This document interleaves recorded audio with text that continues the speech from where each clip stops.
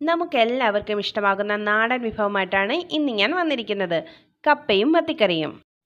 ആദ്യം നമുക്ക് മത്തിക്കറി വെക്കാം. അതിനായി ഇഞ്ചി വെളുത്തുള്ളി ചതച്ചത്, ചെറിയ ഉള്ളി, ഒരു തക്കാളി, മഞ്ഞൾപ്പൊടി 1/2 ടീസ്പൂൺ, 1/2 ടീസ്പൂൺ മല്ലിപ്പൊടി, 2 ടേബിൾ സ്പൂൺ മുളക് പൊടി.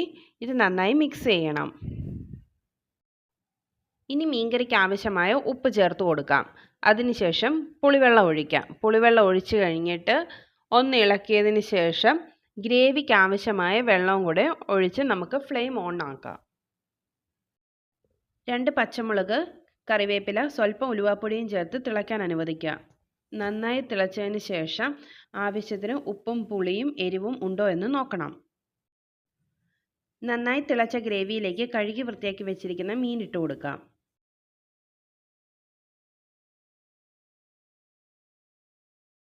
മീനെല്ലാം ഇട്ടതിന് ശേഷം നന്നായി തിളയ്ക്കണം. തിളച്ചു കഴിഞ്ഞ് 10 മിനിറ്റ് ലോ ഫ്ലെയിമിൽ മൂടി വെച്ച് വേവിക്കാം. ഇടയ്ക്കൊന്ന് ചുറ്റിച്ചു കൊടുക്കണം. ഇപ്പോൾ 10 മിനിറ്റായി. ഇനി കുറച്ച് ഉലുവാപ്പൊടിയും കറിവേപ്പിലയും കുറച്ച് പച്ചവെളിച്ചെണ്ണയും ഒഴിക്കാം. ഫ്ലെയിം ഓഫ് ചെയ്ത് മൂടി വെക്കാം. സ്വാദിഷ്ടമായ മത്തിക്കറി റെഡി. ഇനി നമുക്ക് കപ്പയിലേക്ക് കടക്കാം. തേങ്ങ, പച്ചമുളക്, ചെറിയ ഉള്ളി, വെളുത്തുള്ളി, മല്ലിപ്പൊടി 1 ടീസ്പൂൺ, മഞ്ഞൾപ്പൊടി 1/2 ടീസ്പൂൺ ചേർത്ത് ഒതുക്കിയെടുക്കാം. കപ്പ വേവിച്ച് വെള്ളം കളഞ്ഞെടുത്തതാണിത്. ഇനി ഇതിലേക്ക് ഒതുക്കി വെച്ചിരിക്കുന്ന അരപ്പ് ചേർത്ത് കൊടുക്കാം. ആവശ്യത്തിനുള്ള ഉപ്പും ചേർക്കാം. കുറച്ച് കറിവേപ്പിലയും ഇട്ടുകൊടുത്ത് ആവി കയറാനുള്ള കുറച്ച് വെള്ളവും ഒഴിക്കാം.